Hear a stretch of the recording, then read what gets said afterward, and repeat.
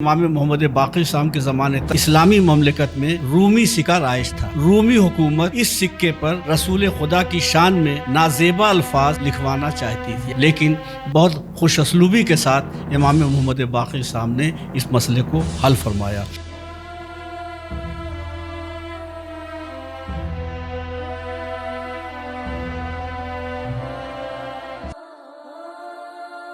السلام علیکم ورحمۃ اللہ وبرکاتہ۔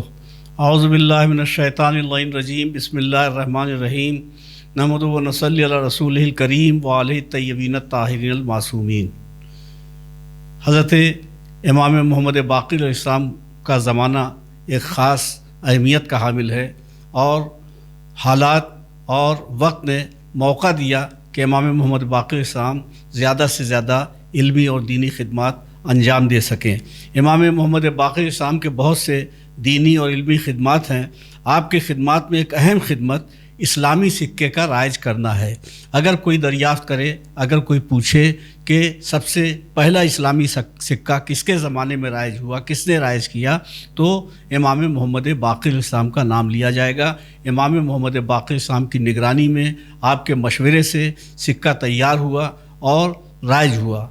بہرحال اس سکے کی بڑی اہمیت ہے، اور اس خدمت کی بھی بہت اہمیت ہے۔ ایک بہت بڑا مرحلہ اور ایک بہت بڑا مسئلہ تھا جو امام محمد باقر علیہ السلام نے اسلامی سکہ رائج کر کے حل کر دیا، اور ورنہ اسلامی مملکت کی بڑی توہین ہونے والی تھی، اور رومی حکومت اس سکے کے ذریعے سے پیغمبر اسلام صلی اللہ علیہ وسلم کی شان میں نازیبا الفاظ لکھوانا چاہتی تھی۔ چنانچہ آپ کے زمانے تک، یعنی امام محمد باقر صاحب کے زمانے تک اسلامی مملکت میں رومی سکہ رائج تھا۔ امام محمد باقر صاحب کے زمانے میں اسلامی مملکت میں جو اسلامی سلطنتیں تھیں، اسلامی مملکتیں تھیں، اس میں رومی سکہ رائج تھا۔ رومی حکومت اس سکے پر رسول خدا کی شان میں نازیبا الفاظ لکھوانا چاہتی تھی۔ اگر اس میں کامیاب ہو گئی ہوتی تو بڑی توہین ہوتی، اور ظاہر سی بات ہے ایک بہت بڑا مسئلہ اٹھ کھڑا ہوتا، لیکن بہت خوش اسلوبی کے ساتھ امام محمد باقر صاحب نے اس مسئلے کو حل فرمایا۔ رومی حکومت اس سکے پر، چونکہ رومی سکہ ہی رائج تھا، اسلامی مملکت میں بھی رومی سکہ رائج تھا، اگر رسول کی شان میں نازیبا الفاظ سکے پر رائج ہوتے تو وہ سکہ اسلامی سلطنتوں میں چلتا، اور اسلامی سلطنتیں مجبور ہوتی اپنے ملک میں اس سکے کو چلانے پر۔ اس رومی سلطنت نے مسلمانوں کو پریشان کرنے کے لیے اور اذیت پہنچانے کے لیے اس سکے پر رسول خدا کی شان میں نازیبا الفاظ لکھوا کر رائج کرنا چاہا۔ اس وقت حکومت شام بے بس ہو گئی۔ اس موقع پر ہمارے پانچویں امام حضرت امام محمد باقر علیہ السلام نے مشورہ دیا کہ ہمیں سکہ خود بنانا چاہیے، ہمیں اپنا سکہ خود بنانا چاہیے۔ مشورہ ہمارے پانچویں امام حضرت امام محمد باقر علیہ السلام نے دیا، جس کی ایک سمت لا الہ الا اللہ، ایک رخ پر ایک طرف لا الہ الا اللہ اور دوسرے رخ پر محمد الرسول اللہ لکھا جائے، یعنی بالکل اس خالص اسلامی سکہ ہوگا۔ سکے کے دو رخ ہوتے ہیں، ایک رخ پہ لا الہ الا اللہ لکھا جائے، ایک رخ پر محمد الرسول اللہ لکھا جائے۔ حکومت نے اس تجویز کو منظور کر لیا۔ اس سکے کے بنانے کا طریقہ بھی امام نے بتایا، اور امام کی نگرانی میں ہی وہ سکہ تیار ہوا اور رائج ہوا۔ اس طرح پہلی مرتبہ اسلامی سکہ رائج ہوا، اور ظاہر سی بات ہے کہ یہ ایک عظیم کارنامہ امام محمد باقر علیہ السلام کا تاریخ اسلام میں محفوظ ہے۔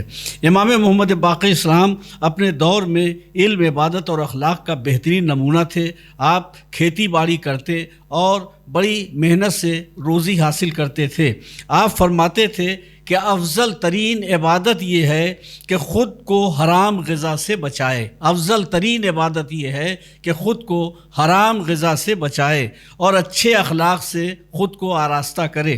آپ کا اخلاق اس درجہ اعلیٰ تھا کہ اس اخلاق کی وجہ سے ایک شامی جو آپ کی محفل میں شریک ہوتا تھا، اس کا کہنا تھا کہ مجھے اس خاندان سے نہ ہمدردی ہے نہ محبت، لیکن ان کے یعنی امام محمد باقر علیہ السلام کے ان کے اخلاق نے مجھے مجبور کیا کہ میں ان کے پاس بیٹھوں۔ امام محمد باقر علیہ السلام کے اخلاق نے اتنا مجبور کیا کہ وہ امام کی بزم میں بیٹھنے پہ مجبور ہوا۔ آپ کا تعلق اس خاندان سے تھا جہاں سے کوئی سائل خالی ہاتھ نہیں واپس گیا۔ غریبوں میں مال تقسیم کرنا اور مسکینوں تک ان کا حق پہنچانا آپ کی سیرت تھی۔ امام محمد باقر علیہ السلام علوم دین کی ترویج میں مصروف تھے۔ حکومت وقت آپ کی کاوش کو برداشت نہ کر سکی اور آپ کو طرح طرح کی تکلیفیں پہنچانے لگی۔ حشام ابن عبد الملک نے برسر اقتدار آتے ہی امام کی اذیت میں اضافہ کر دیا۔